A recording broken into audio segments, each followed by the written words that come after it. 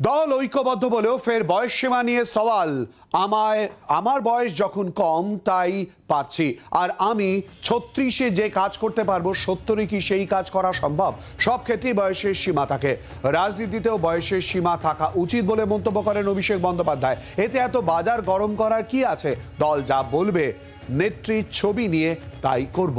মমতা বন্দ্যোপাধ্যায়ের ছবি নিয়েই লড়াই, পৈলানে বললেন অভিষেক বন্দ্যোপাধ্যায়।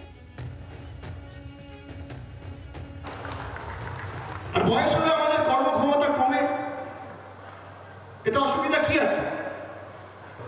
আজকে আমি করতে পেরেছি, 56-60 বছর দিনকে হবে সেদিকে পারবো না। এটাই তো আমি বলতে চেয়েছি। প্রত্যেকটা ক্ষেত্রেই এটা প্রযোজ্য, খেলার ক্ষেত্রেও প্রযোজ্য, রাজনীতির ক্ষেত্রেও প্রযোজ্য হওয়া উচিত আমি মনে করি। এই কথাটায় এত বাজার গরম করার মতো কি আছে? কিছু তো নেই। আর তৃণমূল ঐক্যবদ্ধ হয়ে লড়বে 2024 সালের লড়াই, চিন্তা করার কোনো কারণ নেই। আর এই নিয়ে কথা বলবো, সঙ্গে রয়েছে আমাদের প্রতিনিধি প্রবীর চক্রবর্তী। প্রবীর, অভিষেক বন্দ্যোপাধ্যায়ের আজকের বক্তব্যের দিকে রাজনৈতিক মহলে নজর ছিল, এমনকি তৃণমূল কংগ্রেসেরও নজর ছিল। সেই জায়গায় অন্তর্দ্বন্দ্বের বিষয়ে বার্তা স্পষ্ট দিলেন, কিন্তু বয়স সীমা নিয়ে কি প্রশ্ন কোথাও রেখে দিলেন?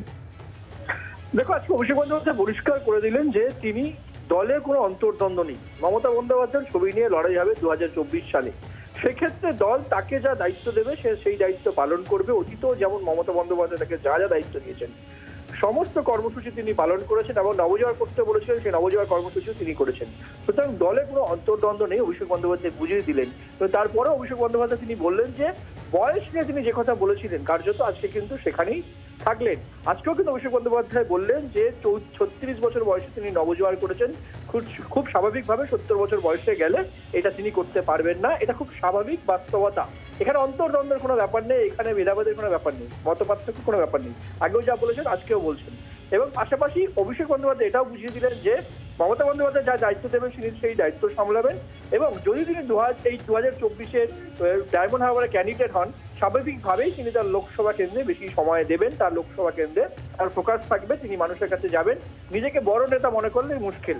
সেক্ষেত্রে দাঁড়িয়ে ডায়মন্ড হারবারে তার ফোকাস থাকবে। মমতা বন্দ্যোপাধ্যায় যা বলবেন তাই করবেন। দল যা দায়িত্ব দেবে সেই কাজ তিনি করবেন। এবং বয়সের ঊর্ধ্বসীমা নিয়ে শুধু রাজনীতি নয়, যে কোনো প্রফেশনে বয়সের একটা ঊর্ধ্বসীমা থাকা উচিত। এই বক্তব্য সবার আগে 24 ঘন্টাতে অভিষেক বন্দ্যোপাধ্যায় বলেছিলেন মৌপিয়া নন্দীকে দেওয়া ইন্টারভিউতে। সেই জায়গা থেকে কিন্তু অভিষেক বন্দ্যোপাধ্যায় আজকে আবারও পরিষ্কার করেন এক কথা, যে বয়সের একটা সীমাবদ্ধতা থাকা উচিত, এবং তার ব্যাখ্যাও কিন্তু আজকে অভিষেক বন্দ্যোপাধ্যায় এই পৈলানের মাটি থেকে দিলেন। ধন্যবাদ প্রবীর। কথা বললাম আমাদের প্রতিনিধি প্রবীর চক্রবর্তীর সঙ্গে। আর এই প্রসঙ্গ নিয়ে রাজ্য বিজেপির মুখপাত্র শ্রমিক ভট্টাচার্য কি বলেছেন শোনাবো। বয়স বাড়লে কর্মক্ষমতা কমে। বর্তমানে মুখ্যমন্ত্রীর কর্মক্ষমতা কমে গেছে, ঠাকুর হয়ে গেছে অনেক দিন। এসব নিয়ে আমাদের কোনো উৎসাহ নেই, রাজ্যবাসীরও কোনো উৎসাহ। রাজ্যবাসী দেখছে কিভাবে নিরীহ নিরপরাধ প্রান্তিক মানুষের পাট্টার জমিগুলো পর্যন্ত গ্রাস করে সেখানে ভেড়ি বাঁধিয়ে রেখেছে। সেইটা নবীন প্রবীণ এ সমস্ত তৃণমূলের চমক। এই বিতর্ক তৈরি করা হয়েছে, সারা দেশ জুড়ে যে উন্মাদনা তৈরি হয়েছে। 22-এ রাম মন্দির প্রতিষ্ঠা নিয়ে সারা ভারতবর্ষ 550 বছর পর পরাধীনতার গ্লানি, পরাধীনতার ক্ষতচিহ্ন মুছে দিয়ে কিভাবে তার প্রতিষ্ঠা পাচ্ছে তা নিয়ে ভারতবর্ষের মানুষ দেখছে মেক ইন ইন্ডিয়া। সারা পৃথিবীর সমস্ত কোম্পানি তারা আজকে ভারতবর্ষে আসছে ব্যবসা করতে। ভারতবর্ষ দেখছে শিল্পে সুস্থ প্রতিযোগিতা, নতুন নতুন কর্মসংস্থান বৃদ্ধি হচ্ছে। নতুন ভারতবর্ষ, প্যারাডাইম শিফট হয়ে যাওয়া ভারতবর্ষ, তা নিয়ে চিন্তা করছে।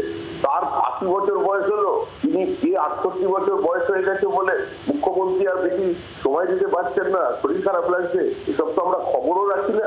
আমরা প্রত্যেকের সুস্থ শরীর এবং দীর্ঘায়ু কামনা করছি। বাংলার আওয়াজ, বাঙালির আবেগ, জি 24 ঘন্টা।